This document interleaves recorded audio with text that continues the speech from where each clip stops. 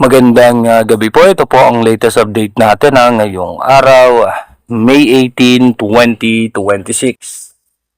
Umiral nga po ngayon sa ating bansa yung ITZZ o yung Intertropical Convergence Zone na posibleng magdala po yan ng mga biglaang pagbuhos ng pagulan sa parte nga po ng Mindanao at yung easterlies o yung mainit na hangin na nanggagaling sa dagat Pasipiko. Habang ang parte naman po ng Metro Manila, asahan natin yung localized thunderstorm. Ayon nga po sa ating advanced weather forecast ng European Center, yung ating mga minomonitor na posibleng sama ng panahon ay pabago-bago pa ngayon at sa ngayon nga po ay mga posibleng bumaba yung mga tsansa na ito po ay magtuloy-tuloy. At asahan nga po natin sa ating advanced weather forecast, nakikita nga po natin meron pong posibilidad na magkaroon po ng habagat. Ito po ay posibleng magdulot ng pag-ulan sa may western section ng ating bansa. Pero again inuulit po natin, yung ating advanced weather forecast is advanced prediction lamang po yan ng European Center. Maaari po itong magtuloy, depende po sa klima na nararanasan ng karagatan o dito nga po sa may parte ng Pacific Ocean.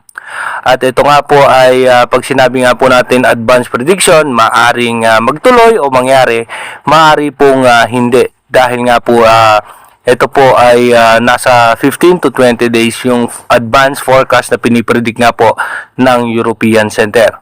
Dumako na nga po tayo sa ating advanced weather forecast. Dito nga po sa ating advanced weather forecast, bukas nga po May 19, expected po rin po natin meron tayong ITZZ o yung Intertropical Convergence Zone at may mga tsansa ng mga biglaang pagbuhos ng mahina at katamtamang pagulan sa parte nga po ng Marinduque, dito nga po sa ilang bahagi ng Bicol Region at ng Aurora. At pagdating naman po ng gabi ng May 19, magiging maayos at maganda naman po ang lagay ng ating panahon. Pagdating naman po ng May 20, maayos at magandang lagay ng ating panahon at pagdating naman po ng gabi, may mga isolated rain shower sa parte nga po ng Central Luzon including Metro Manila. Pagdating naman po ng May 21, expected nga po natin may mga tsansa na mahihina at katamtamang pag-ulan lamang sa ilang bahagi ng Visayas at ganoon din po sa ilang bahagi ng Bicol Region. Pagdating naman po ng gabi, so expected natin, maayos at maganda pa rin po ang lagay ng panahon.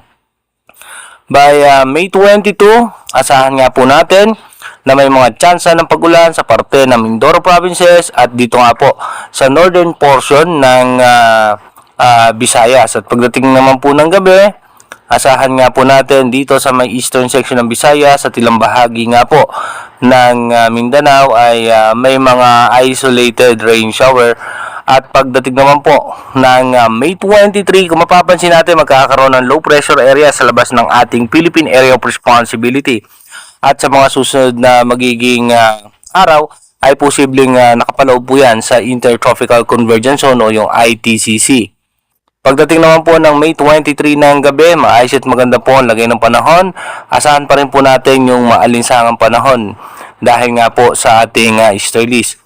Pagdating naman po ng gabi ng May 24, asahan natin mataas ang tsansa na may mga malalakas na pag-ulan sa parte nga po ng Mindanao dahil po yan sa ITZZ at meron din mga pag-ulan sa parte nga po ng western section ng Luzon.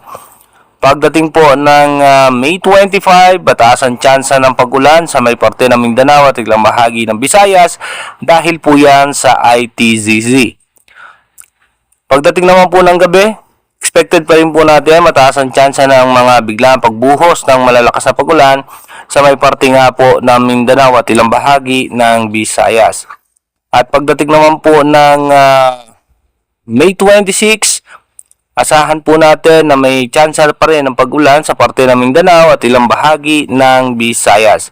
At pagdating po ng gabi, sa may parte naman po ng Palawan, asahan natin may mga pag-ulan at ganun pa rin po sa parte ng Mindanao ay mataas ang tsansa ng pag-ulan habang meron pa rin po tayong ITCZ na umiiral sa may parte ng Mindanao.